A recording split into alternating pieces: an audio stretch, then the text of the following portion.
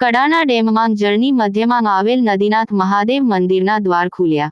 ગુફામાં આવેલ નદીનાથ મહાદેવ મંદિરના દ્વાર ખુલતા શિક્ષણ મંત્રી કુબેરભાઈ ડિંડોર દર્શન કરવા માટે પહોંચ્યા. કડાના ડેમમાં મધ્યમાં આવેલું છે નદીનાથ મહાદેવનું પૌરાણિક મંદિર. ડેમમાં જળ સપાટી ઘટતા મંદિર ખુલે છે અને શ્રદ્ધાળુઓ કરે છે દર્શન. આ વર્ષે કડાના ડેમની જળ સપાટી ઘટતા ગુફા મંદિરના દ્વાર ખુલ્યા. ગુજરાતના શિક્ષણ મંત્રી કુબેરભાઈ ડિંડોરે લોકો સાથે દર્શન કર્યા. રિપોર્ટર જયેશ ડામોર, મધ્ય ગુજરાતનો અવાજ ન્યૂઝ ચેનલ, મહીસાગર.